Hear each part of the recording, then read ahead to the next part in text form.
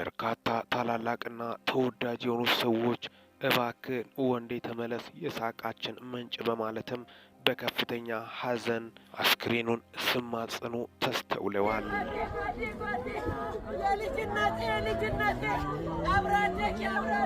ሰላም ጤና ይስጥልን። ይህ በጊዜ ኢንፎ ነው። መረጃዎችን በጊዜ በትክክለኛው ሰዓት ለእናንተ የምናጋራላቸው ቻናል ስለሆነ ለዚህ ቁም ነገር አዘል ቻናል አዲስ ከሆናችሁ ሰብስክራይብ በማድረግ ቤተሰብ የሆኑ በዚሁ ቻናል በዋናነት የምተላለፉት ወቅታዊና ታማኝ እንዲሁም ሚዛናዊ መረጃዎች ስለሆኑ ሰብስክራይብ ስታደርጉ ደወል ምልክቷን ወይም ኖቲፊኬሽን ቤሏን ክፍት ያደርጉ። ያን ሲያደርጉ ወደ አሁኑ የሚለቀቁት መረጃዎች ለእናንተ ይደርሳሉ። ይህንን ቪዲዮ ሲጨርሱ ላይክ፣ ሼር እና ኮመንት በማድረግም ላልሰሙት እንዲዳረስ ያደርጉ። እስከ መጨረሻው እንድታደምጡኝ በትህትና ጠይቃለሁ። ተወዳጁ በርካታ ቁጥር ያላቸው ኢትዮጵያውያኖች ገና ለገና በቴሌቪዥን መስኮት የሚሆን ደግሞም እድል ቀንቶላቸው ህይወት ሰምሮላቸው በቲያትር ቤት በዋናነት መድረክ ላይ በኢትዮጵያ ብሔራዊ ቲያትር ቤት ላይ የሚያሳያቸው የመድረክ ትወና ብቃቱና አስቂኝ ድርጊቶቹ በርካቶቹ ሲያዝናና ቆይተዋል። ከተቻላቸው በየሳምንቱ የደላቸው እየሄዱ ይዝናናሉ። መድረክ ላይ የመተወን ብቃቱ አርትን የኖረ ለአርት የተፈጠረ ሰው በማለትም በርካቶቹ ሀሳባቸውን ሲገልጹም ተስተውሏል። ለሱ ያላቸው አድናቆትና አክብሮት ልዩ እንደሆነ ጭምርም ነው። በኢትዮጵያ ታሪክ ከተከሰቱት የአርትና የኮሜዲ ሰዎች መካከል ተወዳጅ የሆነው ይህ ኮሜዲያን እስከ ዛሬ ከተፈጠሩት በጣም ጥቂት ከመባሉት ለማግኘትም አስቸጋሪና አዳጋች ከሆኑት ሰዎች መካከል አንዱ እንደሆነ ጭምርም ነው። አርት ኮሜዲ ብቻ አይደለም ስራው፣ አልፎም ደግሞ የተለያዩ የትወና ብቃቱን ሲያሳይ የነበረ በርካታ ቁጥር ያላቸው ኢትዮጵያኖችን እስከ ዛሬ በሲዲ መሸጥ ተነስቶ ዛሬ ደግሞ በፍላሽ በተለያዩ በቴሌቪዥን መስኮቶች በተለያዩ ቻናሎች የማይጠፋ ሌት ከቀን የሱ ስራዎች ሳይጋበዙ ከቴሌቪዥን ከኢትዮጵያ ቻናሎች መካከል የማይጠፋ ስራዎቹ በርካታ ኢትዮጵያኖችን የሚያስደምም ሌት ከቀን ለበርካታ ኢትዮጵያኖች የሳቅ ምንጭ አዝናኝ ቪዲዮዎች ቁም ነገር አዘል ትምህርት የያዙትን ቪዲዮዎችን በማጋራት ወደ ኋላ የማይል ታላቅ ኢትዮጵያዊ ማረፉ ለበርካታ ኢትዮጵያኖች አስደንጋጭ ክስተት ሆነዋል። በተለይ ልቤን እያለ ማረፉ ለበርካታ ኢትዮጵያኖች ሐዘንን ፈጥሯል።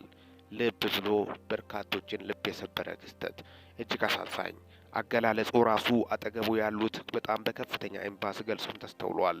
ልቤን እያለ ነበር ያረፈው። መሞቱ ራሱ እርግጠኛ አልነበረም። ለትላንትና ፍጹም ጤናና ፍጹም ሰላም ነበር።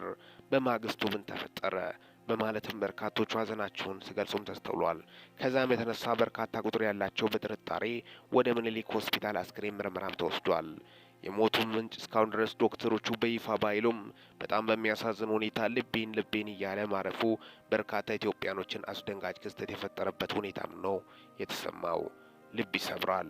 የእሱ ህልፈት በጣም ያሳዝናል። ገና በዚህ እድሜው ህይወቱ ማለፉ በርካቶችን ያስደነገጠ ክስተት ሆኗል። ብዙ ኢትዮጵያኖች ይደክማሉ፣ ብዙ ስራዎችን ይሰራሉ፣ ገና እንበላለን ስሉ ህይወታቸው የሚያልፍበት ሁኔታ በርካቶችን ልብ የሰበረ ክስተት ሆኗል።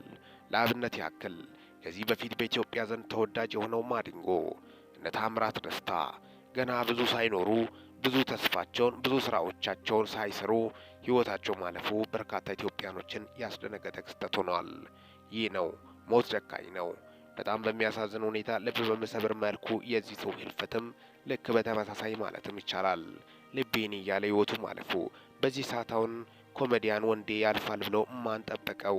በርካታ ኢትዮጵያኖችም ሀዘናቸውን እየገለጹ ያሉት ከልብም እያነቡ ያሉበት ዋነኛው ምክንያት ታዲያስ ይህ ታላቅ ሰው ዛሬ ቀብር ስነ ስርዓቱ ተፈጽሟል። በቀብር ስነ ስርዓቱ ላይ ታይቶ ተደምጦ በማይታወቅ ሁኔታ በርካታ ታላላቅ ሰዎች በመገኘትም ሀዘናቸውን በእንባ ሲገልጹ ተስተውሏል። ለሁሉም ወዳጅ ነበር።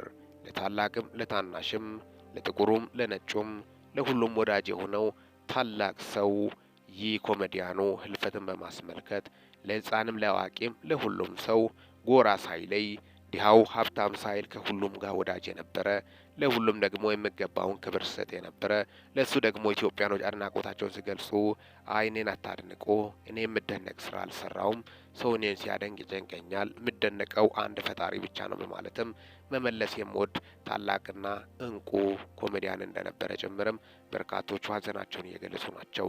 ትህትናው ይለያል። አጉል ትሁት ለመሆን ሳይሆን በጣም ትህትናው በተግባር ሲያሳይ የነበረ ትሁት ሰው እንደነበረም በርካቶቹ ሀሳባቸውን ሲገልጹም ተስተውሏል። ታዲያ ይህ ታላቅ የጥበብ ሰው ከቴሌቪዥን መስኮት ላይመለስ ጠፍቷል። በጣም በሚያሳዝን ሁኔታ ማሸለቡ በርካታ ቁጥር ያላቸው ኢትዮጵያኖች ላይ ሀዘንና እንባን እንደፈጠረባቸው ጭምርም ነው። ሞት ጨካኝ ነው፣ ክፉ ነው። የበርካቶችን ሕይወት እንዲሁ ቀጠፈ። በጣም በሚያሳዝን ሁኔታ በዚሁ ህልፈቱ በማስመልከት በ4 ኪሎ የሚገኘው ቅድስት ሥላሴ ካቴድራል ቤተ ክርስቲያን አስክሬኑ በክብር ሊያርፍ ችሏል። በርካታ ቁጥር ያላቸው በአርት ላይ የተሳተፉት እያነቡ ነው። ሀዘናቸው ከውስጣቸው እንኳን መውጣ አይመስልም።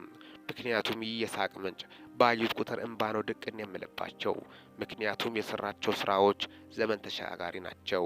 በርካቶቹም እያሉ ያሉት እሱ ቢያልፍም ስራዎቹ ግን አይሞቱም በማለት በርካቶቹ ዛሬም ነገም ትውልድን ያዝናናል፣ ከትውልድ ወደ ትውልድም ይተላለፋል። ታላቅ ስራዎችን ሰርቶ አልፏል በአርት ስራ። በነገራችን ላይ የመረጃ ምንጮቻችን እንደሚሉት ከሆነ በጥበቡ ጋር የኖሩት ሰዎች ይህ ሰው ኮሜዲያን ብቻ ሳይሆን የተግባር አርትን በጣም በሚገርም ሁኔታ በርካቶችን በማስተማረም በትወና ዙሪያ፣ በአርት ዙሪያ፣ በድርሰት ዙሪያ ማንም እሱን እንደማይደርስ ጭምርም በርካቶቹ እየገለጹ እንደሚገኙ ጭምርም የአደባባይ እውነታዎች ናቸው። እስከ መቼ ህይወቱ በዚህ በጣም በሚያሳዝን ሁኔታ ጊዜው በደንብ ሳያልፍለት የሚገባውን ክብር ሳይኖር ህይወቱ ማለፉ በርካቶችን ያሳዘነ ክስተት ሆኗል። እድሜው ሳይገፋ በዚህ እድሜው ማለፉ በርካታ ቁጥር ያላቸው ኢትዮጵያኖች ሀዘናቸውን እየገለጹ ይገኛሉ። ኮሜዲያን ወንደሰን አውራሪስ ህልፈቱ ለበርካታ ኢትዮጵያኖች ልብ ስብራት የሆነ ክስተት እንደሆነም ነው። ቀብር ስነ ስርዓቱ በቅድስት ሥላሴ ቅጥር ግቢ ውስጥ በ4 ኪሎ መፈጸሙ ሲፈጸም በርካቶቹ በእንባ ሸኝተውታል። እጅግ አሳዛኝና ዕለታዊ ልብ ሰባሪ ክስተቶችን በማስመልከት በኢትዮጵያ ታሪክ እንግዲህ እንቁ ሰዎች በለጋ ዕድሜያቸው ሲያልፉ አዲስ አልሆነም። በርካቶቹ ሀዘናቸውን እየገለጹ ናቸው። ጥሩ ሰው እየበረከተላት አይደለም። ታላላቅ ሰዎች እየበረከቱላት አይደለም። በርካቶቹ እንደ ግፍ በጣም በሚያሳዝን ሁኔታ በሞት ግፍ በማለት በርካቶቹ የገለጹ ናቸው። ሞት ጨከነባቸው። በጣም በሚያሳዝን ሁኔታ ከመሬት ተነስቶ ያለምንም ምክንያት በጣም በሚያሳዝን ሁኔታ ሞት እንዴት ይወስዳቸዋል በማለት በርካቶቹ ሀሳባቸውን ሲገልጹም ተስተውሏል። በጣም ልብ ሰባሪ የዚህ ሰው የህልፈት የበርካታ ኢትዮጵያኖችን ልብ የሰበረ ክስተት ሆኗል። ሞት ጨካኝ ነው፣ በለጋ ዕድሜ መጥቶ ነጠቀው በማለት የመረጃ ምንጮች እየገለጹ ናቸው። ሞት ጨካኝና ክፉ ልቤን እያለ ማረፉ ደግሞ በርካታ ኢትዮጵያኖችን እንባ ያራጨና ያሳዘነም ያስደነገጠም ክስተት ሆኗል። ይህ መርዶ ሲሰማ በርካታ ኢትዮጵያኖች ከዳር እስከ ዳር ነበር በሀዘን የተቀባበሉት። ዛሬ ቀብር ስነ ስርዓቱ ተፈጽመዋል። በቅድስት ካቴድራል ሥላሴ ቤተ ክርስቲያን በታላላቆቹና ደጋጎቹ ጎን አስክሬኑ በክብር ሊያርፍ ችሏል። ለመላው ቤተሰቦቹ ለወዳጅ ዘመዶቹና ለመላው አድናቂ ኢትዮጵያውያን በሙሉ መጽናናትን እንመኛለን። ከሚዲያችን ይህ በጊዜ ኢንፎ ነው።